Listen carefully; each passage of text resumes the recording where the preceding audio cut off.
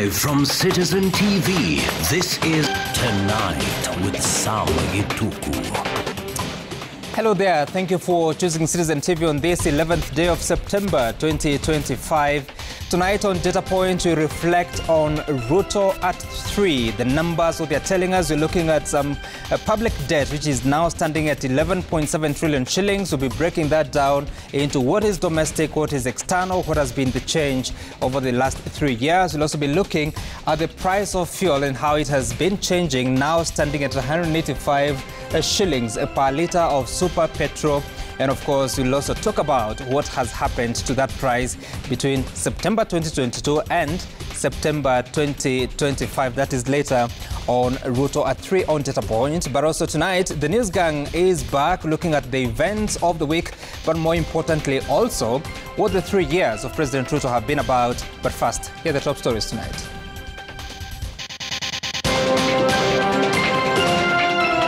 Having examined the body, we found that Wakili was shot a total of 8 times. They were going through the neck and the upper arm. Cold-blooded murder. Post-mortem shows lawyer Chalo Mbovu was shot 8 times during Magadi Road attack.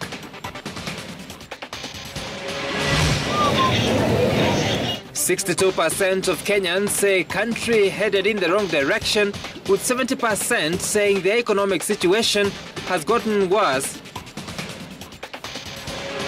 The whole reason why the accused persons were being charged with those offences is for them to be detained. Weaponizing the law. Retired Chief Justice David Maraga slams government for harassing youth activists using the Prevention of Terrorism Act. Mpaka uwe na certificate of good conduct ndio uwe utofautishwe na goons. Taming rogue culture. Government to roll out new rules to curb hooliganism in the border sector.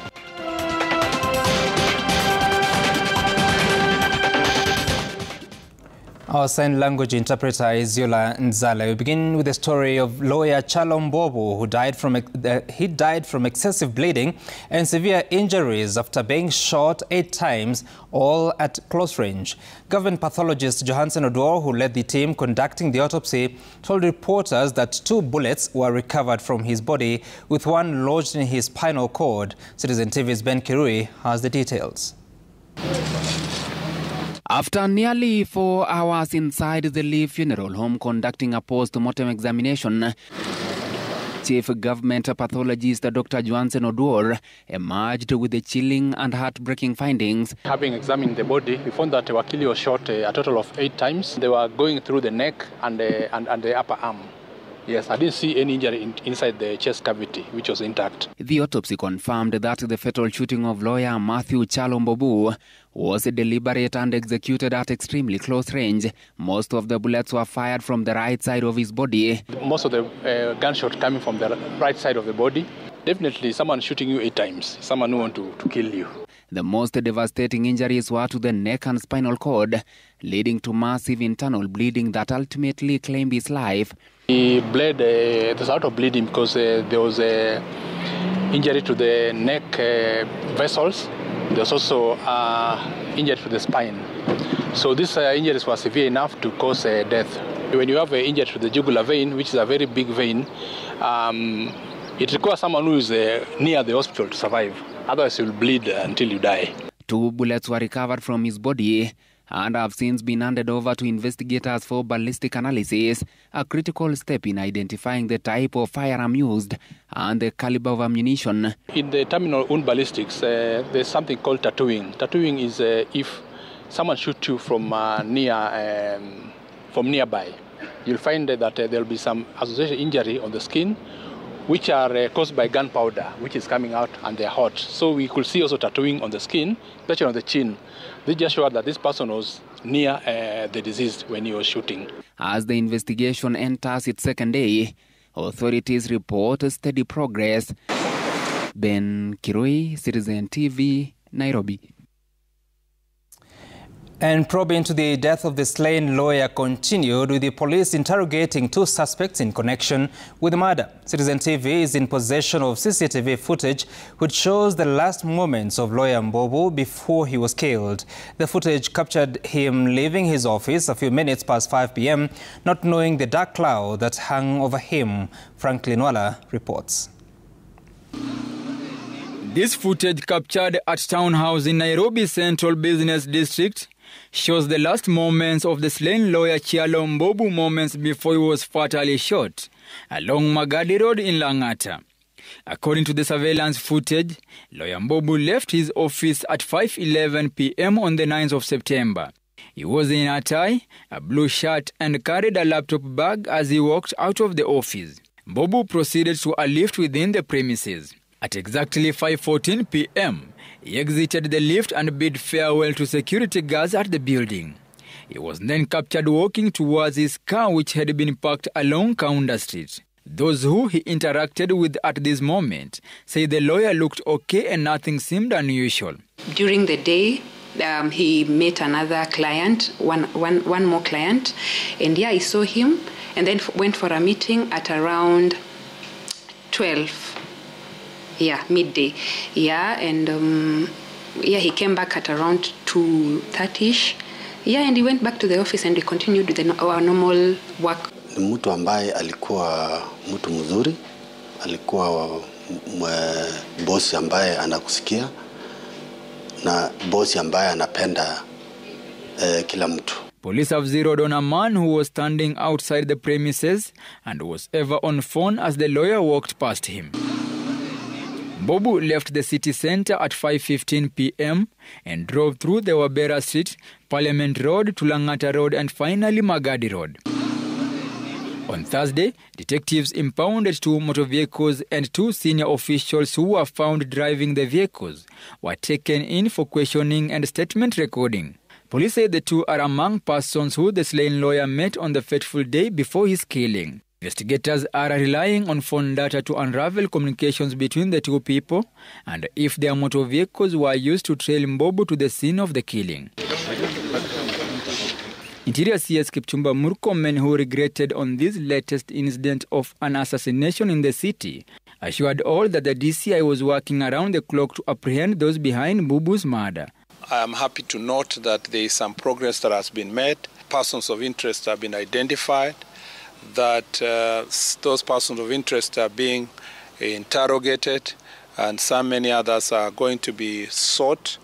So far, detectives have grilled 6 persons as part of their probe on tracing the gunmen. It is rush against time even as detectives move around the city exploring CCTV footage in a bid to apprehend key culprits behind the killing of lawyer Kyalo Mbobu. Franklin Wala, Citizen TV, from the city centre, Nairobi.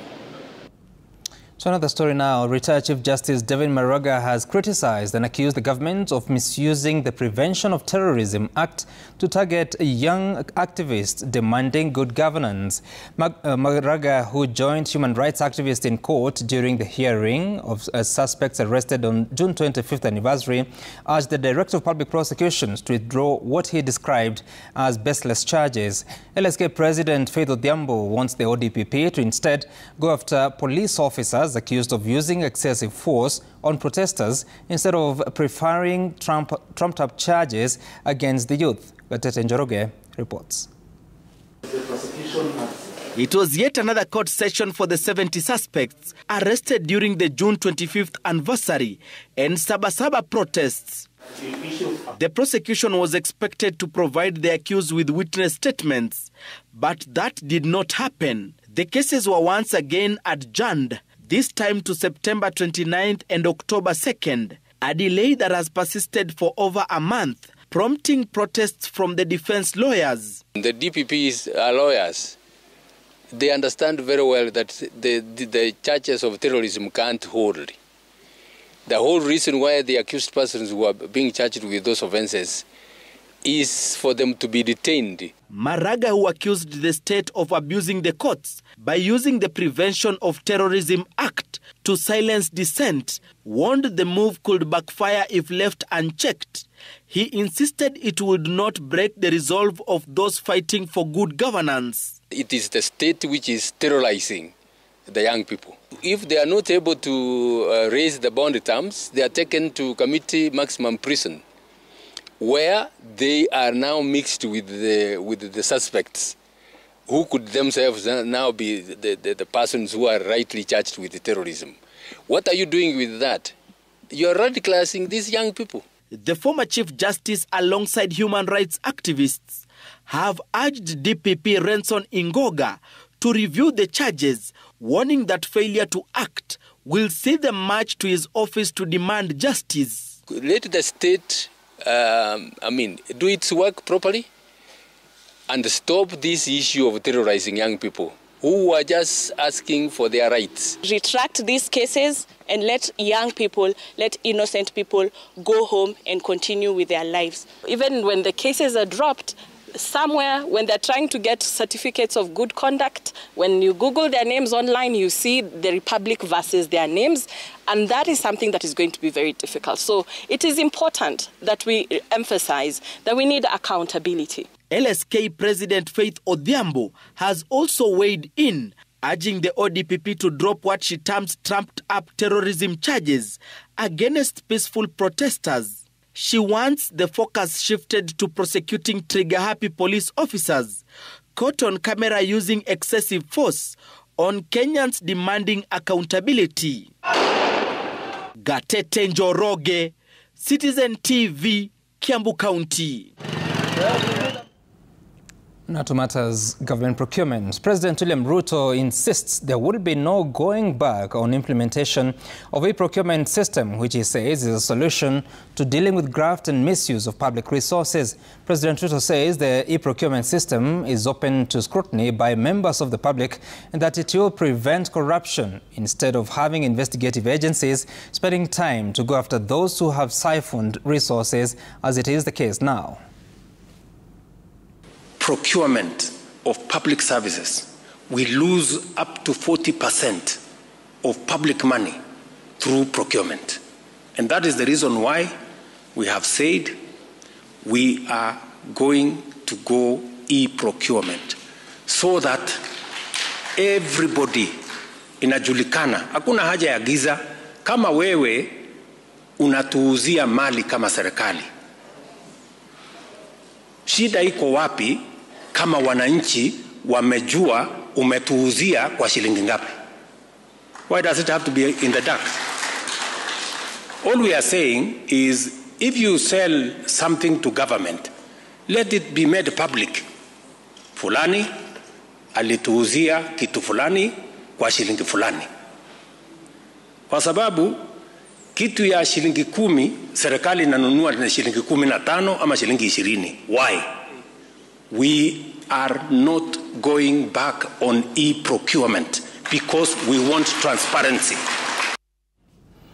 A majority of Kenyans are opposed to the broad-based government under the stewardship of President William Ruto and ODM leader Raila Odinga. In a new poll by Public Opinion Research at IFA, a majority of those interviewed reported that the country is headed in the wrong direction, with the economic situation getting worse for them as compared to previous years. Seth Olale breaks down the numbers in the latest of Public Opinion polls.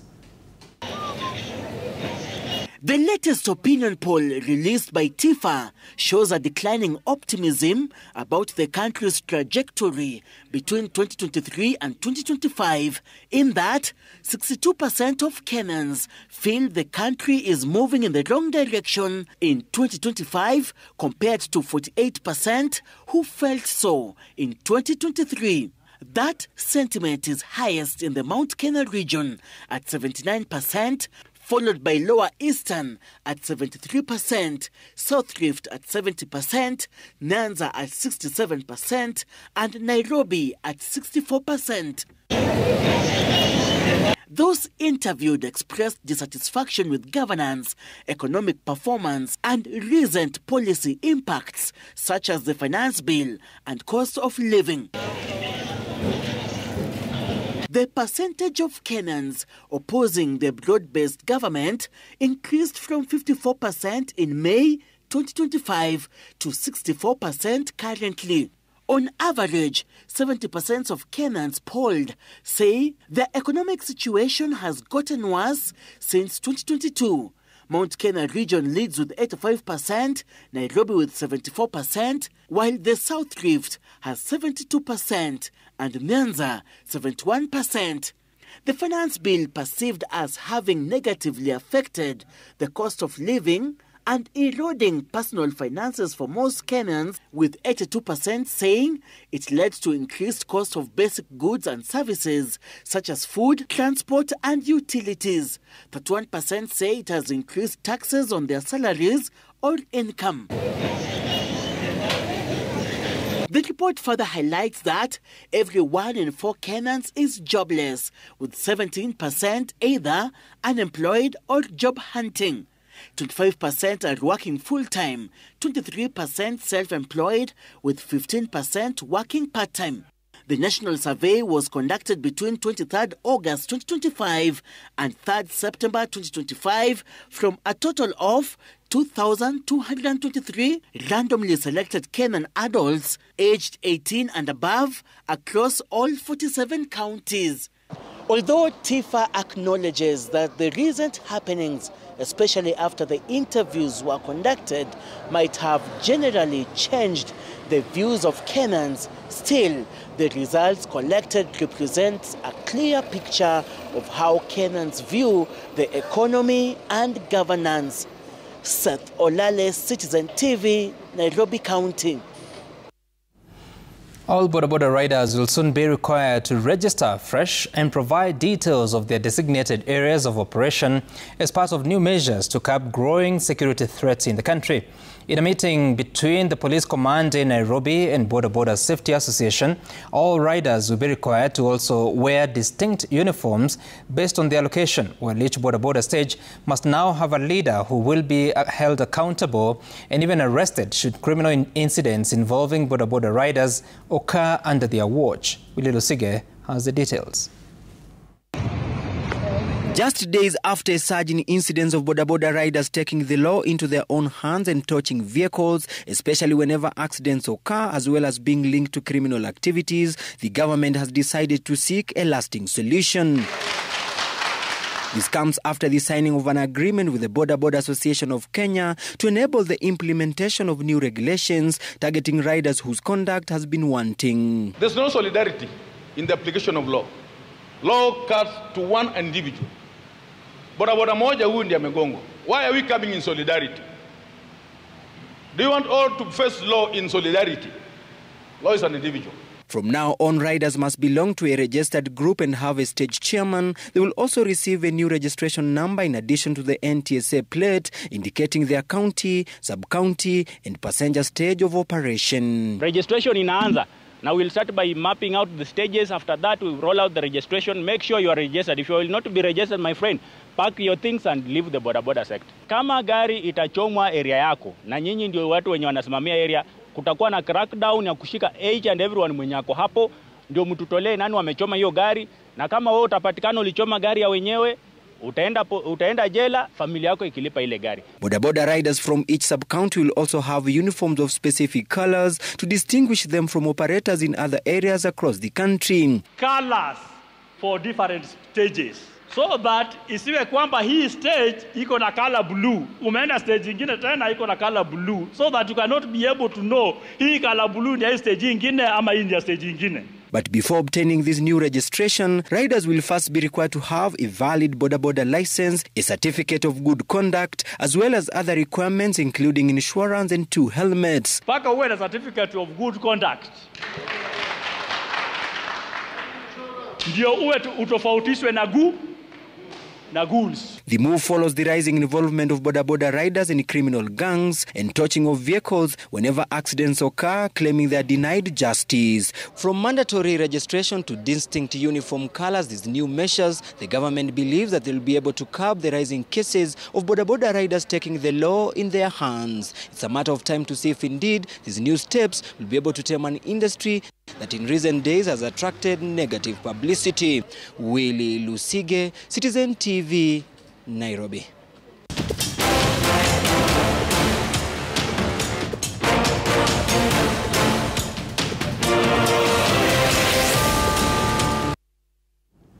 And now to Ruto at 3. Kenya's human rights record has taken a hit over the last few years, with the state accused of turning a blind eye to security operatives' excesses.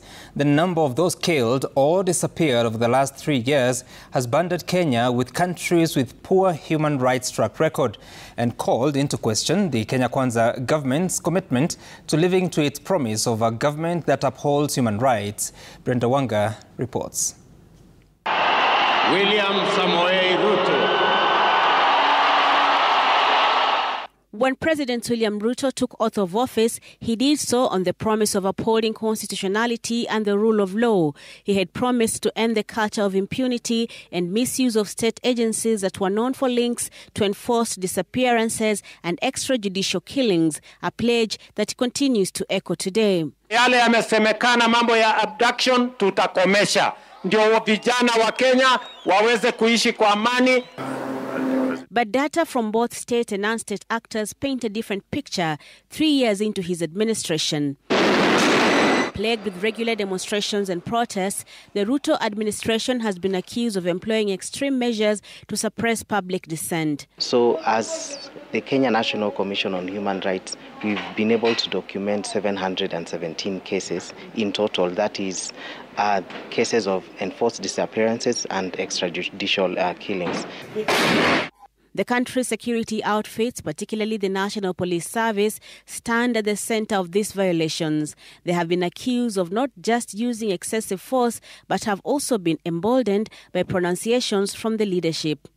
Ama mtu mwenye anasumbua mawe polisi anataka kuua polisi ati atakuja kubembelezwa. Unafikiria bunduki ni mandazi? I would cite possibly the National Police Service that has various laws that guide their operations, to abide by them and to especially rein in on those few officers who might want to take the law in their hands. But extrajudicial killings and enforced disappearances aren't the only human rights violations registered over the last 3 years. Forced evictions of thousands from informal settlements have also caught the attention of right activists both locally and globally, landing Kenya on the unenviable list of countries with declining human rights records. We've also noted a deterioration of rights, specifically civil and political rights. Some individuals within our country have either lost their lives or have resulted out of their activism has resulted to them either missing or being abducted or being treated in a manner that would be considered otherwise unlawful. Despite this, the government maintains its commitment to a human rights compliant state. Indeed, buckling increasing pressure, President Ruto appointed a committee to look into the compensation of protest victims. Issue of people who are injured, some people who died during that time. I want today to say that we should do compensation to families of those who died.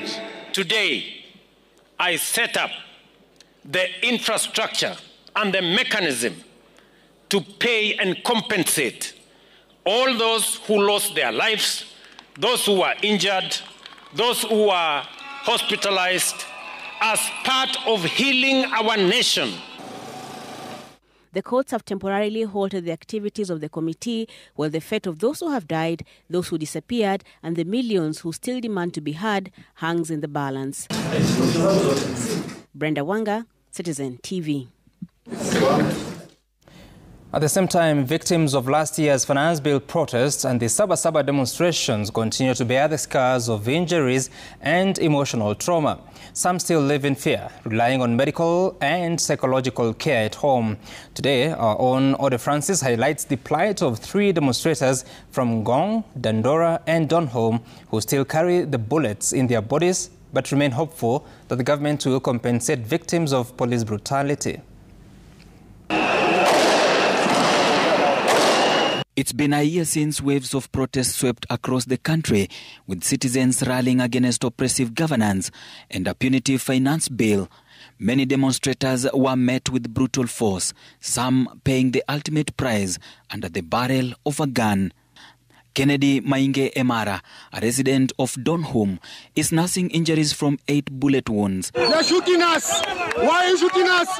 Why are people killing us? Why are they killing us? One of which remains lodged in his chest. He was shot during July's 25th protest last year. Askari walijua si niko alive, walijua mimi si uko alive because like nilijifanya like nimekufa, ndio asinishoot. Jua watu walikuwa kando wangu wote walikuwa wamepass. So wangeona mimi bado still niko alive wangenishoot. Because walikuwa ndio kipiga watu hivi wanapiga wase.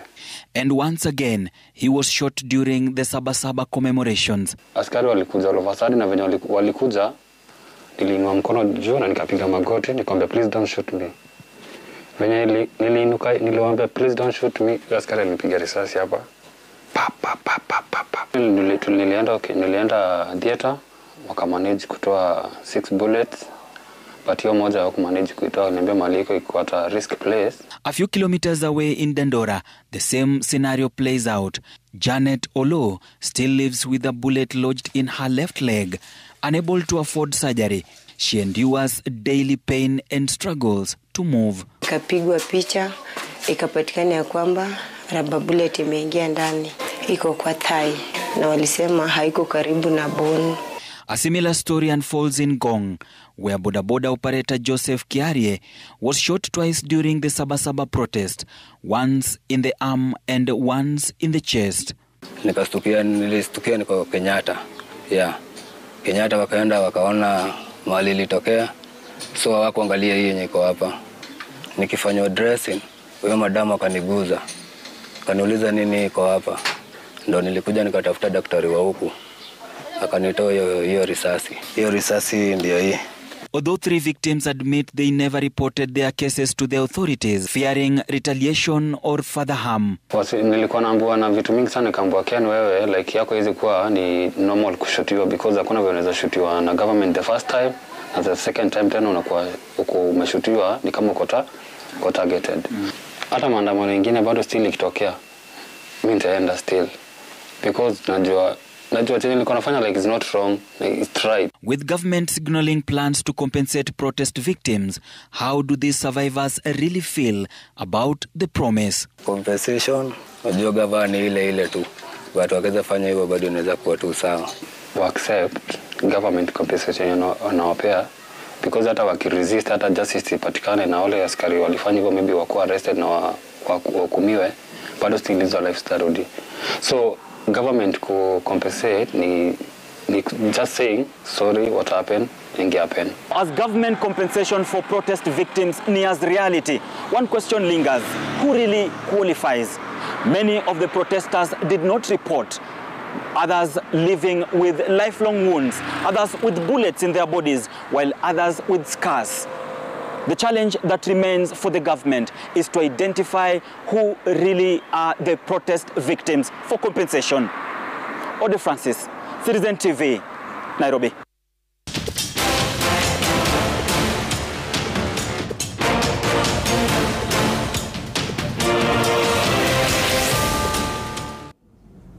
Very important stories there on Ruto at 3. And we are not done. When we come back, we'll be having data point looking at some of the statistics that have defined President William Ruto's tenure in those 3 years. And at the same time, Newsgang is coming up early in the next few minutes. Stay tuned for that. We'll be back in a moment.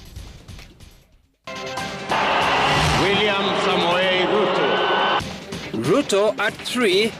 It is a midterm special edition as we assess President Ruto's 3rd anniversary in office on the Newsgang.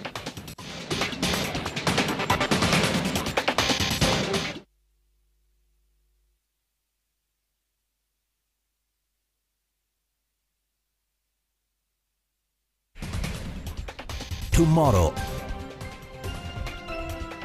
Friday night. Our language does all of this and more. The more the milk, the better the chai. Chai Kweli in a Brookside Dairy Best. Pepsodent is aware that globally 1 in 2 children suffer from cavities. Give her Pepsodent.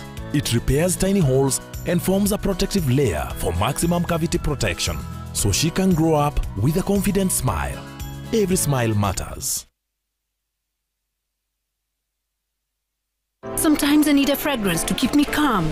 Shillings on top, and of course this is expected to be reviewed again on the 14th, which is on Sunday this week.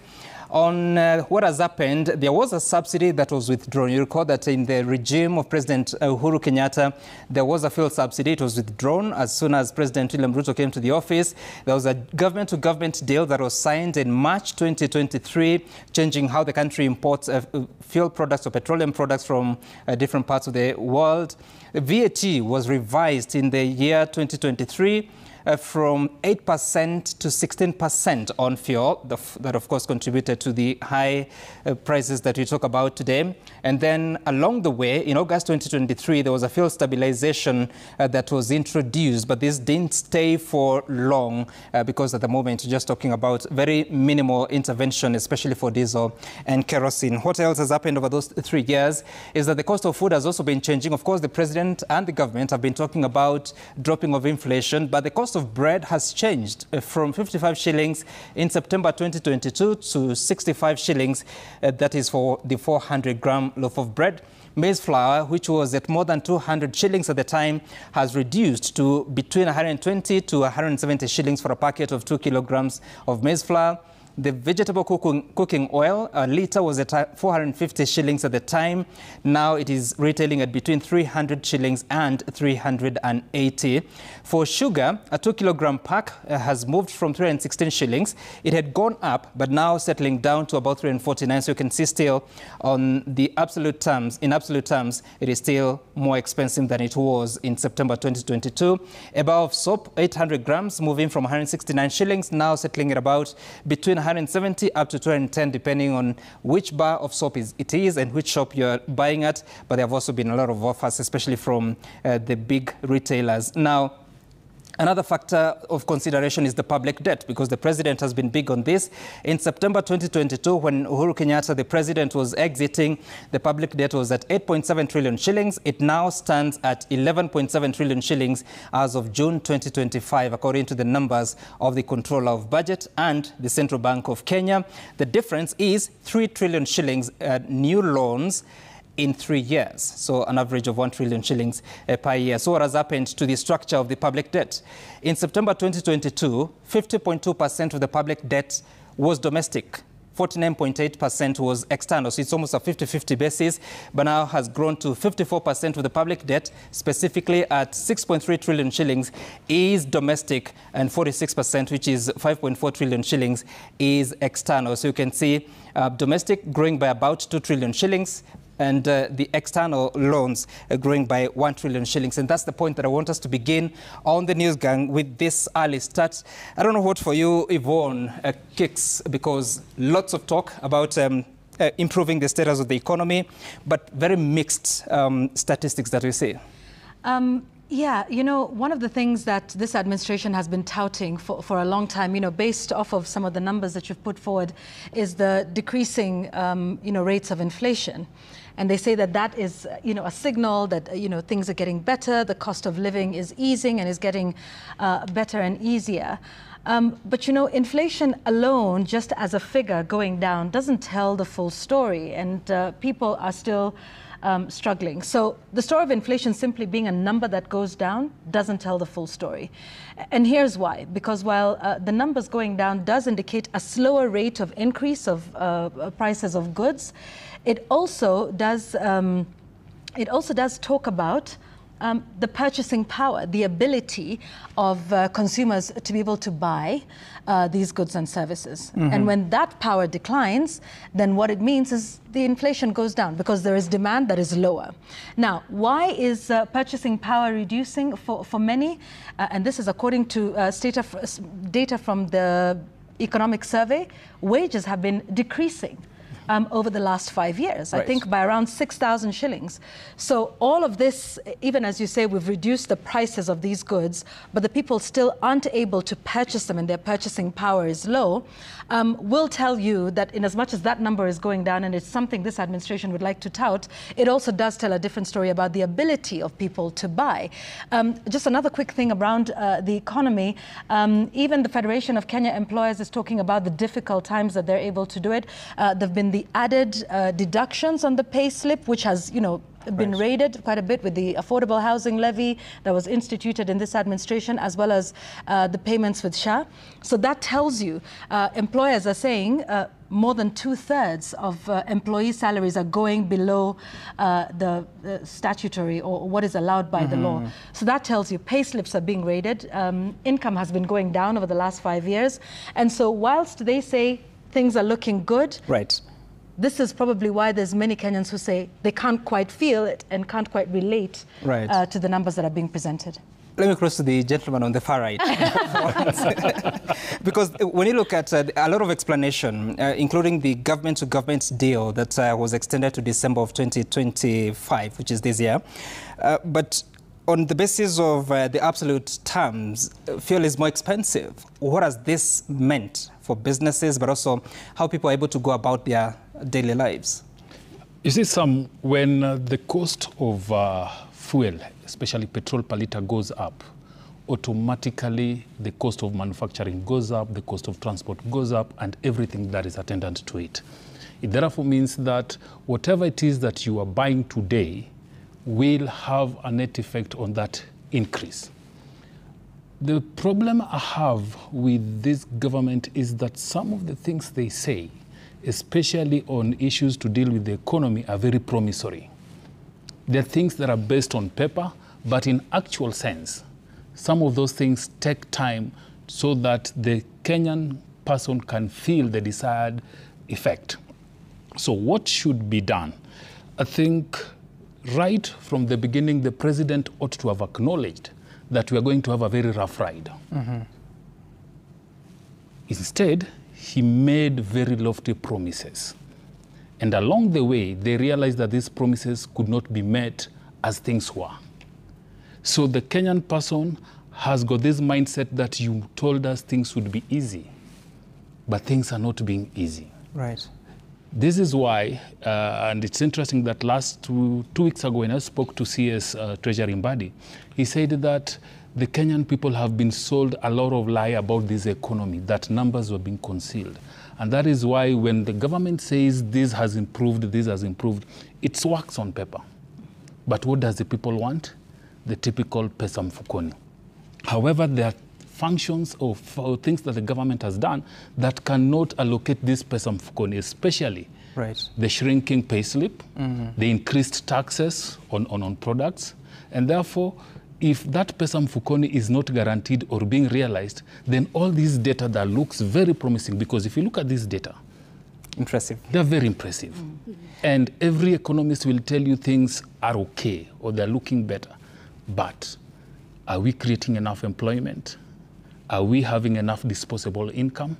If those two are not there, then you can't convince people that the economy is working. You took on the same note, he's talking about data, and I was looking at what the Kenya National Bureau of Statistics was showing, that nearly 40% of Kenyans continue living below the poverty line.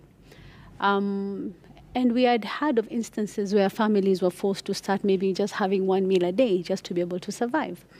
And remember when this government came into power, there were all these lofty promises that you talked about, lowering the cost of living, creating jobs, the bottom-up economic model. Remember the Mama Mboga, the Mwendeshaji Boda Boda, remember the wheelbarrow. There were all these promises to people that their lives would be better. And we talk about how the lives are not really better because of what Yvonne was talking about and what Bonyo is saying about, are people really able to buy these goods? No, they are unable to. You look at practical instances when you tell me that the cost of kerosene, mafuta ya taa, has gone up from 127 to 155. That's almost 30 shillings. What does that mean? That 30 shillings, what does it mean kwa mtu wa kawaida? That is an increase. That is something they cannot afford in the first place na ishaongezeka. You may have instances in homes where maybe at some point you are 2 people working, but then because of the situation, mtu mmoja amepoteza kazi, so you have only 1 person left. The purchasing power has gone down. People are unable to afford goods. So you talk about how the data and the statistics look good. They look, but kwa ground mambo ni tofauti, and that's what's important. Right. Are people able to afford bread? Milk? Are they able to get bus fare to go to school? Are their children able to have a meal before they go to school? Are they able to afford school fees? Are they able to actually just have the basics? If the answer is no or maybe, then there's a problem. Yet, Linus, all this time there has been an attempt to communicate. If you recall that even during the tenure of President Uhuru Kenyatta, one of the excuses or reasons that were given is that he had a communication problem. So we have a government that has been on it, communicating about the things that they have done, the successes that we're witnessing, the inflation has gone down. But at the core of it, how important are all these things politically in looking into the future for an administration that would require a second term? Coincidentally, we are assessing the government today on a night that some opinion polls came out and indicating that over 60%, actually 62% of Kenyans feel that the country is heading in the wrong direction. There is general dissatisfaction with governance, general dissatisfaction with economic performance, and also the policy impacts that have been felt by Kenyans individually. Right. And now you bring the communication problem. And what we see is a huge gap in the part, on the part of government in terms of communicating what they have achieved.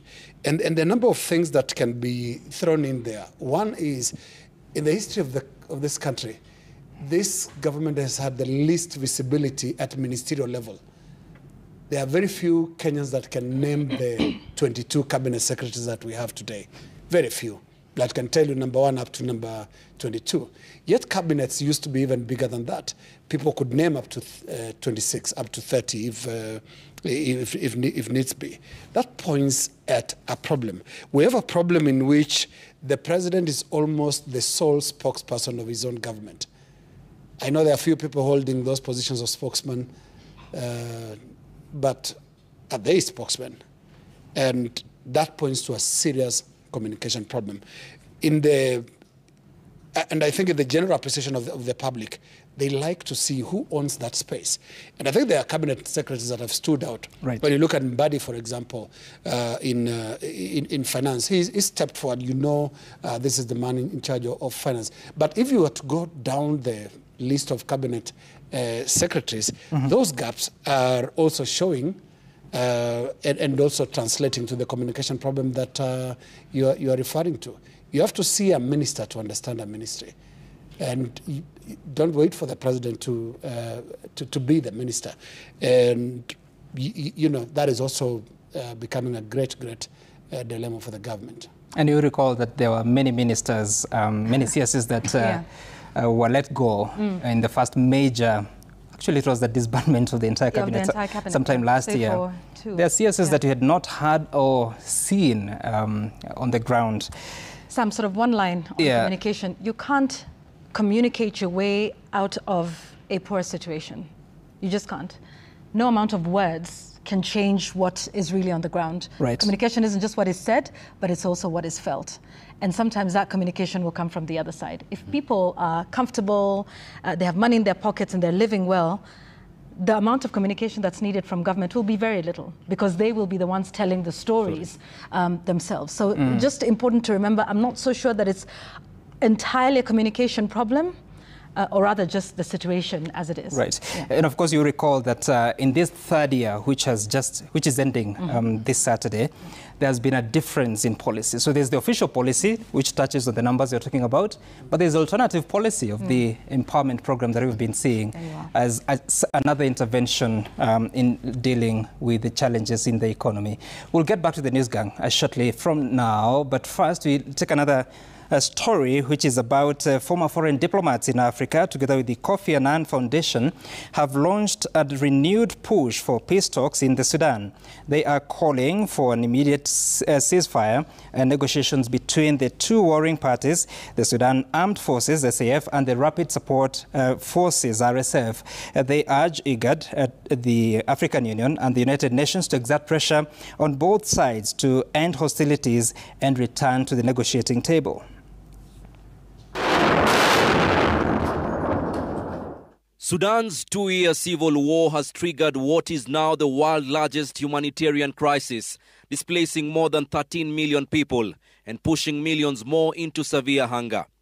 The conflict poses a growing threat to regional stability, worsening South Sudan's dire economic crisis and straining Chad with the influx of thousands of refugees. Previous efforts to end the war through peace talks in Jeddah, Geneva, London and Manama have resulted in a stalemate.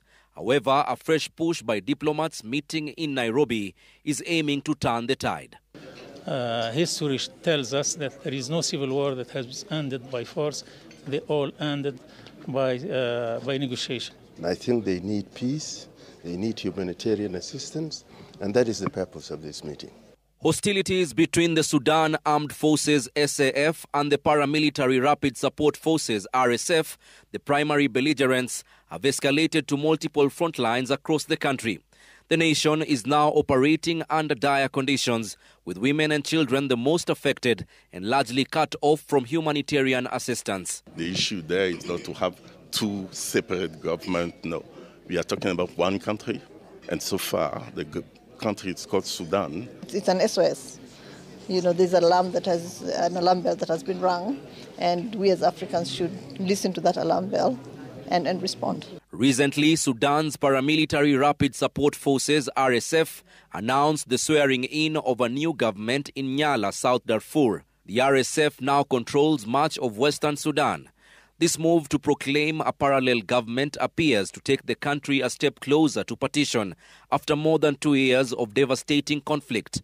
According to the diplomats, for effective conflict resolution, the root causes, primarily the control of natural resources and the resulting socio-economic and political marginalization, must be addressed. Melita Oletenges, Citizen TV. The Chapadimba na Safaricom football tournament continues to transform lives of young players that are now living their football dreams. And as Season 5 preparations get underway, Season 4 is concluding in Huesca, Spain, where a team of 24 players are camping for a week at the SD Huesca Academy. Michael Kenyi in Spain with the details. The Safaricom Chapadimba All-Star team hit the ground running on Monday with intensive training sessions and matches in what is proving to be a busy week for the 12 boys and 12 girls. The team is in Huesca, a city 270 kilometers away from Barcelona. The training sessions are supervised by Juan Jose Camacho, the director of the SD Huesca Youth Academy. Camacho says Huesca is looking at Africa for the best talents, and that's why they have partnered with Safaricom on the Chapadimba Elite Training Camp. Obviously now in the world, the African players is stepping up another level, and they are doing the best transfer in the world. The program has been intense, training in the morning and playing matches in the evening. The opportunity to play in Spain in front of some of the great coaches has inspired the players to give their all, and the fruits are there to be seen after only 4 days. This is an all-star team, but they've already been able to identify 2 boys and 2 girls who, as we speak, are training with the senior team here as SD Huesca. The players in Huesca are 24 of the 32 that were selected in the all-star team. The selectors picked 16 boys and 16 girls, but some of them are committed elsewhere in football and could not make it for the Huesca training camp. Austin Odongo, for example, has since signed for Shabana FC and was part of the Harambee Stars Chan squad. One other very important player who's not able to join us today in Spain is Emily Moranga, who's currently playing for the Police Bullets. As you all know, the Sakafa Championship is currently ongoing, and she has scored in every one of those matches. So the players who are not here, we are celebrating them. Being a professional team, the coaches at Huesca are giving the All-Stars the full professional football treatment, from diet, strength and conditioning with gym sessions, and also video analysis and tactical play sessions. All these are geared towards preparing the players for life in pro football. This morning we had a session to pass through to the decision making, to have like different options in one side and the other when the people has the ball, in this case the players. So it was a very good and very intense session. For the players, the experience is life-changing, right from traveling from Kenya to Spain and the kind of coaching and cultural exchange programs they are going through. Ni a little bit intense, though ni training session kidogo, but tunaifeel kwa mwili. Ani drills za huko ziko wanaangalia sana mambo za drills sana, passing, hizo scoring. The team still has more training sessions and matches on Friday before they get to meet their hosts, SD Huesca main team players, as well as watch a match at the stadium. It has been 4 seasons and counting, and the Safaricom Chapa Dimba football tournament has continued to churn out the stars that have turned out for the national teams right from the under-17 level to the under-20 level and the senior Harambee Stars. The target for this year is to have at least 4 players remain behind here in Huesca at the academy for further training and also education. Michael Kinyi for Citizen TV in Huesca, Spain. Coming up, long-serving Commissioner Rispa Simiu sent to Treasury as 2 new commissioners appointed in latest shake-up at KRA.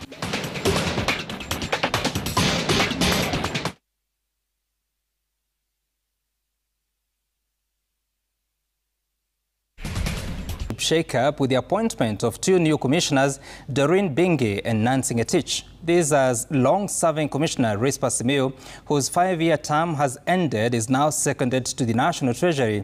Rispa briefly served as Acting Commissioner General of the Kenya Revenue Authority from February to August 2023, following the resignation of former Commissioner General Githui Mburu. The authority, in a statement, confirmed Nancy Ngetich as Commissioner of Shared Services, a role she has been holding in an acting capacity since 2023. She had also previously served as Deputy Commissioner for Policy and International Affairs in the Customs and Border Control Department, while Doreen Bingi was named Acting Commissioner for the Large and Medium Taxpayers Department pending substantive appointment. She previously served as the Deputy Commissioner Compliance for East and South Nairobi. According to KRA, during her time as Acting Commissioner, Ngetich oversaw major organizational reforms, including aligning human resource functions with KRA's 9th corporate plan, as well as promoting the use of technology to support revenue mobilization. Electric bus assembler Basigo, in partnership with Kenya Vehicle Manufacturers, has unveiled the country's next generation of electric buses. These buses, designed by Chinese automaker Kinglong, will now be assembled and serviced locally in Thika. Jasmine Omboy reports. Nairobi's public transport system is evolving. Electric vehicle maker Basigo has 76 buses in service and expects the fleet to hit 100 before the end of the year. Since 2022, the buses have ferried more than 8 million passengers, helping the country avoid importing over 1 million litres of diesel. Basigo has invested 3.5 billion Kenya shillings into the economy in charging infrastructure, in buses that we have financed for bus operators. And in our partnership with Kenya Vehicle Manufacturers, we have invested in the first dedicated electric bus assembly line, which launched in December 2023, and which has already produced 53 electric buses here in Kenya. And now the company has introduced a new line of electric buses designed by Chinese bus maker Kinglong. These buses are specifically engineered to navigate Nairobi's challenging road conditions, fitted with stronger batteries and backed by local servicing for reliability. From 2026, production will increase to 20 buses every month. When Basigo introduced the electric buses, the demand was very high, so we were actually given forms and we were doing a reservation with a fee. And Oma alone has a reservation of 67 electric buses. And out of that, we only have 15. So now that we have been assured that production will be 20 per month, we have high expectation by 2027 we will be fully supplied with all our reservations. The project is anchored at the Kenya Vehicle Manufacturers Plant in Thika, which now handles 13 brands and will begin rolling out Toyota units from March next year. Government leaders are optimistic, saying electric mobility is a solution to the country's largest import bill, petroleum. Government wants to create subsidiary industries that are necessary to support the automotive industry. For example, there is a company called Linglong. It's the 4th biggest tire manufacturer in the world, and they are coming to start production in Mombasa from next year. Investors are already eyeing a charging corridor from Nairobi to Mombasa at a time when the state has signed up to lease 300 electric vehicles in its own transition. Jasmine Wamboi, Citizen TV.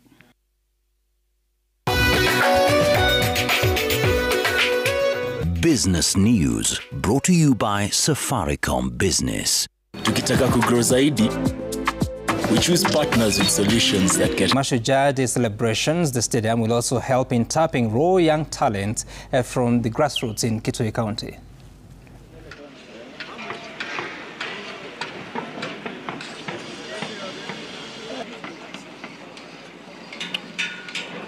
We are very happy with the progress, and we have identified areas that require a lot more work, including the pavilion and auxiliary works around the stadium, the perimeter wall, and many others.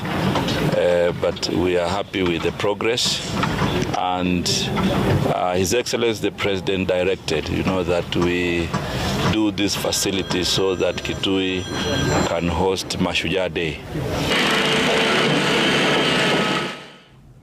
The Kenya Under-20 women national team Rising Starlets has intensified their preparations ahead of a double-header FIFA World Cup qualifiers later in September.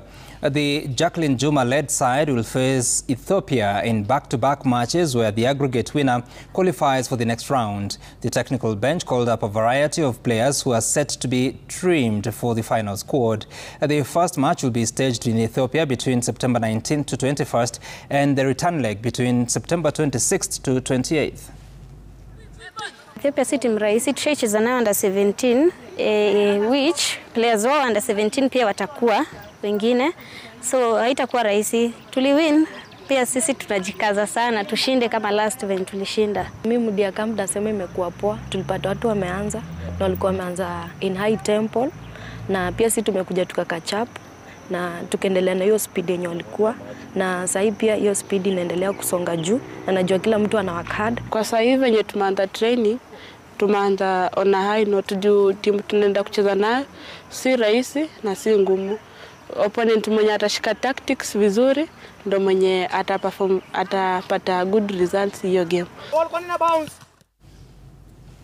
Now to another story. Record high temperatures and humidity have prompted World Athletics Championships organizers to move up the start times for the race walk and marathon events this weekend by 30 minutes to 7:30 a.m. in a bid to beat the Tokyo heat.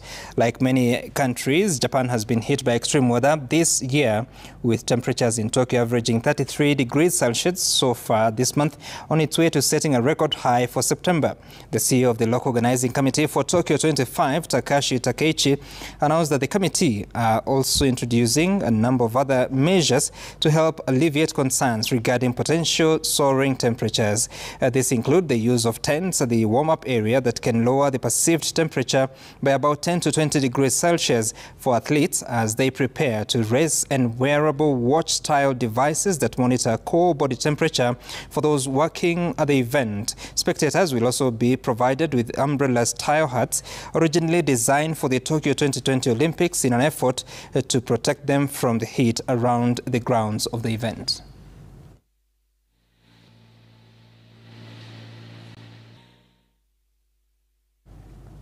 And the 2025 NCBA Golf Series is set to continue this Saturday ahead of a busy golfing weekend that will also have the Kenya Amateur Golf Championship Series and the US Kids Golf take place. The series, now in its 5th year, will be held at the Par 72 Royal Nairobi Golf Club, where over 300 golfers have signed up to battle for slots to the coveted Grand Finale, scheduled to be held at Muthaiga Golf Club on November 28, 2025. Golfers will battle for top honors in multiple categories, including overall men gross winner, overall lady gross winner, Division 2 men and lady winner, Division 3 overall winner, and junior winner, where each category winner will secure a spot in the finale.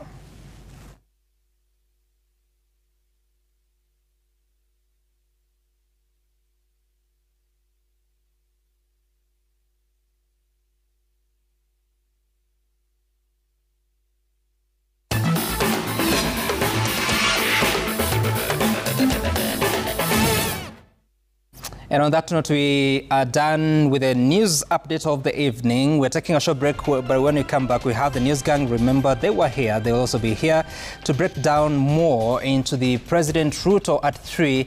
What has it been under the leadership of President William Ruto? Stay tuned. We're back in a moment. William Samoei Ruto. Ruto at 3. It is a midterm special edition as we assess President Ruto's 3rd anniversary in office